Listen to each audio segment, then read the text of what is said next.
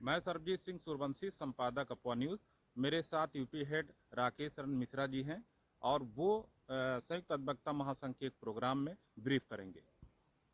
मेरे साथ अभी संयुक्त अधिवक्ता महासंघ के राष्ट्रीय अध्यक्ष जी प्रफुल्ल चौहान जी मौजूद हैं। और मैं आपको बता दूं कि आज मध्य प्रदेश के ओरछा में राजा रामचंद्र सरकार की नगरी में संयुक्त अधिवक्ता महासंघ का 2 दिवसीय अधिवेशन होने जा रहा है। आज उसका पहला सत्र होगा। इस अवसर पर हमारे सामने राष्ट्रीय अध्यक्ष जी मौजूद हैं। मैं उनसे जानना चाहूँगा कि राष्ट्रीय अध्यक्ष जी, आप ये बताएं कि आज का जो प्रोग्राम अधिवेशन है, सम्मेलन है, बैठक है, महासंघ का क्या है, आप मुझे बताएं। प्रांतीय अधिवेशन है जी। उत्तर प्रदेश सरकार की, उत्तर प्रदेश और मध्य प्रदेश से दोनों प्रांतीय अध्यक्षों द्वारा रखा गया है। अच्छा, इस अधिवेशन का उद्देश्य क्या है, क्यों रखा है आपने, क्या मुद्दे आपके हैं? पहला उद्देश्य है राजा राम जी की दर्शन करना। दूसरा उद्देश्य है अधिवक्ताओं को जागरूक करना। तीसरा मेन उद्देश्य है कि इकट्ठा रखना, एकत्र रखना। अधिवक्ताओं को जागरूक करने की आवश्यकता क्यों महसूस हो रही है आपको, क्या जिस दिक्कत तरह आ के रही है? बिल पास आ रहे हैं, जिस तरह के और संशोधन हो रहे हैं, उन सभी संशोधन के लिए अगर एकजुट अधिवक्ता नहीं रहेंगे तो आगे भविष्य में कुछ कर नहीं पाएंगे। अपना भविष्य बचाने के लिए एकजुट होना पड़ेगा और कहीं ना कहीं एक मंच में आना पड़ेगा। अभी कुछ दिन पहले पूरे देश में अधिवक्ता संशोधन बिल को लेकर के काफ़ी आंदोलन हुए थे, फिल्मों द्वारा धरना ये प्रदर्शन संयुक्त किए गए अधिवक्ता थे। महासंघ ये ने भी बहुत ये किए थे। क्या मामला है, क्या बिल है ये? सही, पूरी आज़ादी खत्म करी जा रही है। जी जी इसमें 5 पॉइंट हैं अलग अलग, जी जी। और पांचों पॉइंट बताने के लिए फिलहाल समय नहीं है अच्छा अच्छा। क्योंकि अधिवेशन स्टार्ट होने का समय है। बहुत दिनों से आप लोग की एक मांग और चल रही है हमारी जानकारी में, अधिवक्ता शिक्षा अधिनियम, उसमें महासंघ क्या एक्शन लेगा, क्या आपका वो है उद्देश्य, क्या है, तो करना क्या चाहेंगे आप, भाई क्या देखिए, कदम उठाएंगे अपने महासंघ की तरफ से? संयुक्त अधिवक्ता महासंघ एडवोकेट प्रोटेक्शन एक्ट के लेकर पहले भी मुहिम चल रही है। अत्यधिक हाई कोर्ट से कराने के लिए भी इंटरेस्टेड है। सुप्रीम कोर्ट से भी आदेश हो सकता है। थोड़ी सी बैठक की कमी है।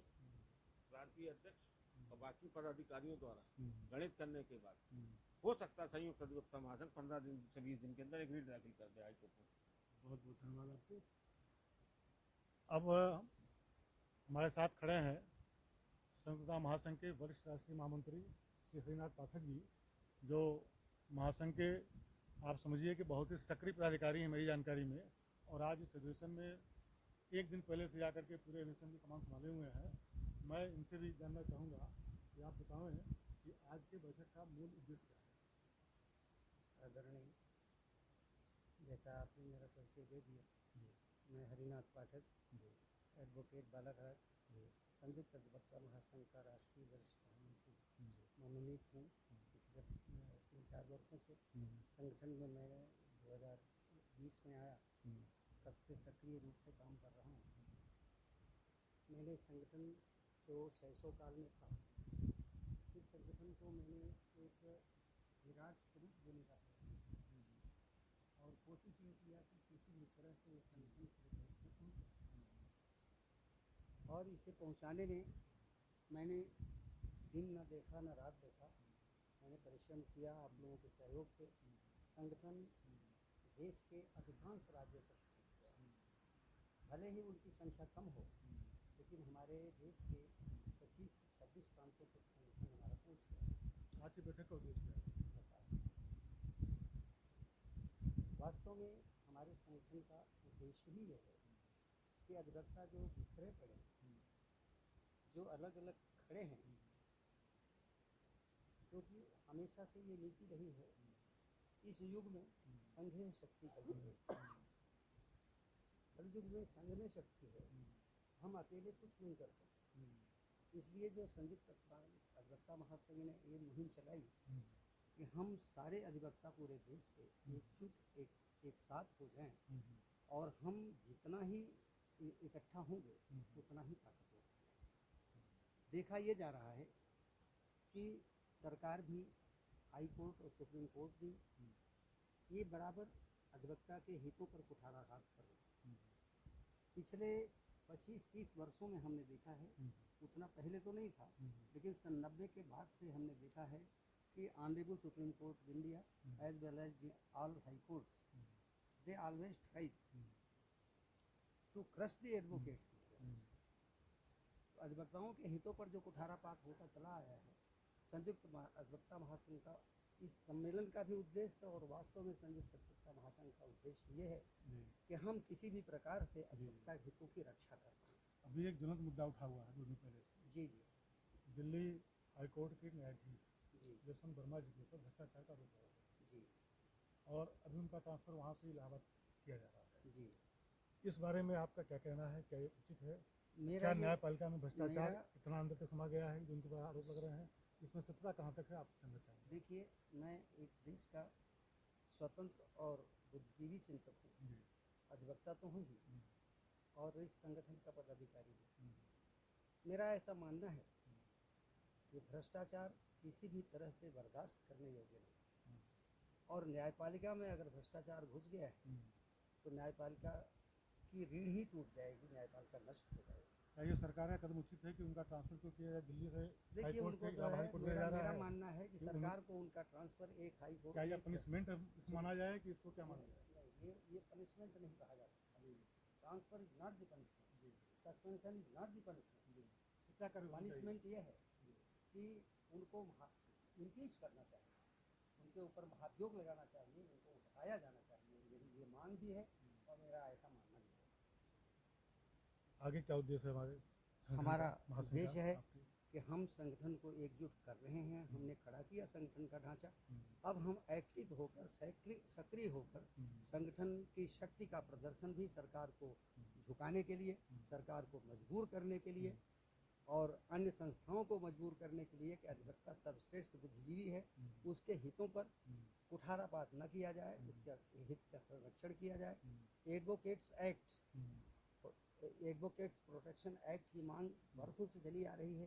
हमारा संयुक्त अधिवक्ता महासंघ भी इस मांग को जो है पुनः दोहराता है कि अगर इस मांग को नहीं पूरा किया, हमारे बीच में महासंघ के पदाधिकारी मध्य प्रदेश के युवा प्रदेश अध्यक्ष दुर्गा सिंह राजपूत मौजूद हैं।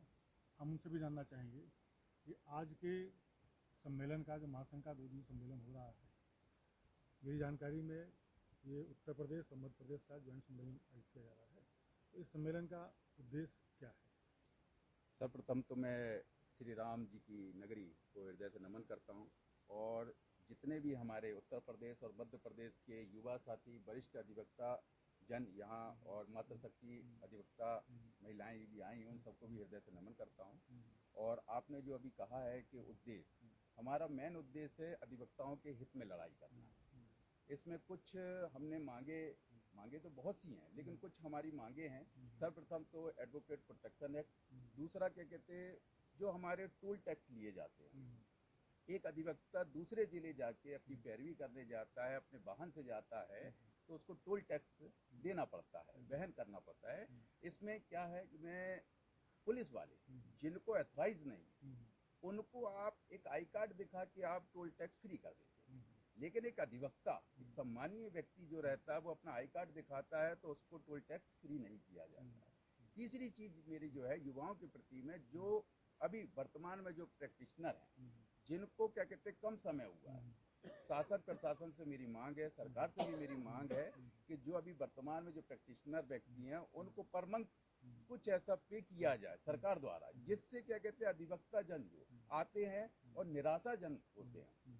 अधिवक्ता पैरवी करने में, अपनी क्या कहते हैं प्रैक्टिस में जो उनको दुखद चीज़ें ग्रहण करनी पड़ती है, वो मैं बयान नहीं कर सकता हूँ, क्योंकि मैं भी उस चीज़ से गुजरा हूँ। और युवा के इस बारे में सोचते हुए मैं ये चाहता हूँ कि सरकार प्रशासन उनको कुछ ऐसी मुफ्त रकम दिया जाए, है ना, कि जिससे क्या कहते हैं वो अपनी पैरवी अच्छी कर सकें और अधिवक्ता के कार्य में जो अपने है कोर्ट में अपनी पैरवी करें।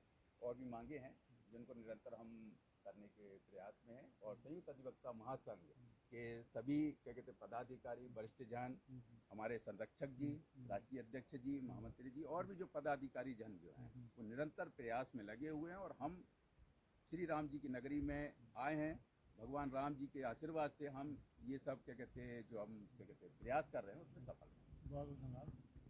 अभी आप महासंघ के पदाधिकारी मैं Rakesh Mishra all press and writer association का राष्ट्रीय सचिव हूँ। जैसा कि आप लोगों ने देखा कि आज राजा रामचंद्र की नगरी ओरछा में संयुक्त जनता महासंघ का 2 दिवसीय अधिवेशन होने जा रहा है और अभी हमारे महासंघ के राष्ट्रीय पदाधिकारियों द्वारा महासंघ के सम्मेलन के बारे में अपने अपने विचार दिए जा रहे थे कि सम्मेलन का उद्देश्य क्या है। मैं आपको ही बता दूं कि मैं महासंघ का उत्तर प्रदेश का परिषद अध्यक्ष हूँ और इस जिम्मेदारी को भी मैं बखूबी निर्वहन कर रहा हूँ। मुझे महासंघ के सम्मेलन के बारे में बताना ये है कि आज के सम्मेलन का जो उद्देश्य है वो सबसे बड़ा उद्देश्य है कि आज पूरे हिंदुस्तान में अधिवक्ताओं को सबसे निरीह माना जा रहा है। सरकार द्वारा अधिवक्ताओं की बातों को नज़रअंदाज किया जा रहा है। हमारी तमाम मांगे जो वर्षों से हम कर रहे हैं उसको अनसुना किया जा रहा है। सबसे बड़ी मांग हमारी है अधिवक्ता सुरक्षा अधिनियम लागू करने के लिए, जो सरकार लागू नहीं कर रही है। आश्वासन तो उसने मुझे कई बार दिया, लेकिन ऐसा हुआ नहीं।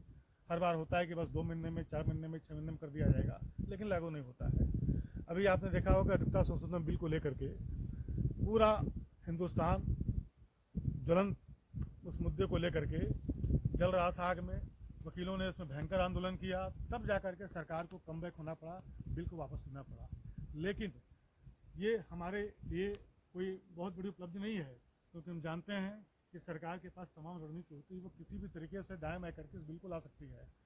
सबसे बड़ी बात है कि हमारे बार काउंसिल ऑफ इंडिया और बार काउंसिल ऑफ स्टेट के जो सुझाव उसमें दिए गए थे, उस सुझाव को सरकार ने माना नहीं, एक भी पॉइंट को उसमें नहीं रखा और बिल को ले आने का काम किया, जो बहुत ही गलत बात है। हम अधिवक्ताओं ने आज़ादी से ले करके आज तक देश की दिशा और दिशा में काम करने के लिए अपना सर्वस्व न्यौछावर कर दिया। पूरा इतिहास हमारा भरा पड़ा है, चाहे आप मोतीलाल नेहरू की बात कर लें, जवाहरलाल नेहरू की बात कर लें, महात्मा गांधी की बात कर लें, अम्बेडकर की बात कर लें, आप सरदार वल्लभ भाई पटेल की बात कर लें, और आज भी जितने भी राजनीतिक दल हैं, अगर अधिवक्ताओं को उसमें से हटा दिया जाए तो राजनीतिक दल जमीन पर आ जाएंगे, जहाँ सही हो जाएंगे। इसके बावजूद भी हमारी मांगें नहीं सुनी जाती हैं। हमारे पास कोई व्यवस्था नहीं है, कोई हमें पेंशन की व्यवस्था नहीं मिलती है, हमें कुछ भी नहीं दिया जाता है। हमारे साथ जो सौतेला भारत सरकार कर रही है, ये हमारे लिए बहुत ही पीड़ा की बात है, बहुत कष्ट की बात है। हम क्या मांगते हैं आपसे? हम तो इतना मांगते हैं कि आप मेरी सुरक्षा दीजिए। आए दिन पूरे प्रदेश में नहीं, पूरे हिंदुस्तान में अधिवक्ताओं पर हमले किए जा रहे हैं, उनकी हत्या कर दी जा रही है, उनको काट दिया जा रहा है। सरकार खामोश है। ऐसा आखिर कब तक चलेगा? हमारी सुरक्षा की व्यवस्था के पास कोई नहीं है, हमारी पेंशन की व्यवस्था नहीं है। हमारा कोई व्यक्ति मर जाता है तो उसको कोई आप आर्थिक मदद नहीं देते हैं। तो मैं अपील करना चाहता हूँ आज महासंघ के सम्मेलन के माध्यम से कि अधिवक्ताओं की सुरक्षा सुनिश्चित किया जाए, न केवल शारीरिक बल्कि शारीरिक आर्थिक सुरक्षा भी हमारी मुकम्मल की जाए और हमको प्रॉपर सम्मान मिले। अभी हमारे भाई ये दुर्गा सिंह राजपूत जी ने बहुत अच्छा मुद्दा उठाया कि टोल टैक्स जो वसूला जाता है वकीलों से, ये बहुत ही गलत है। हम एक जिले से दूसरे जिले में, एक प्रदेश से दूसरे प्रदेश में जाते हैं और 1000 रुपये हम टोल टैक्स हम लेके चले जाते हैं। हमें मिलता क्या है? अगर मुवक्किल ने हमें 2 पैसा दिया तो मिला, नहीं दिया तो नहीं मिला। लेकिन सरकार उसके बाद भी हमारे ऊपर जो अत्याचार कर रही है, ये असहनीय है और पूरे देश के अधिवक्ता इसके लिए जागरूक हैं। और हम, अगर सरकार हमारी मांगों को नहीं मांगेगी तो संयुक्त महासंघ के बैनर तले सारे अधिवक्ताओं के संगठन को हम इकट्ठा करेंगे और एक साथ एक बड़ा आंदोलन करेंगे, सड़क पर उतरेंगे अपनी मांग को मनवाने के लिए। धन्यवाद। बोलिए अधिवक्ता एकता जिंदाबाद, अधिवक्ता एकता जिंदाबाद, संयुक्त महासंघ जिंदाबाद, संयुक्त महासंघ जिंदाबाद। आवाज दो, हम एक, आवाज दो, हम एक। और जोर जुल्म के टक्कर से संघर्ष हमारा नारा है, और जोर जुल्म के टक्कर से संघर्ष हमारा। जय हिंद, जय भारत, जय अधिवक्ता।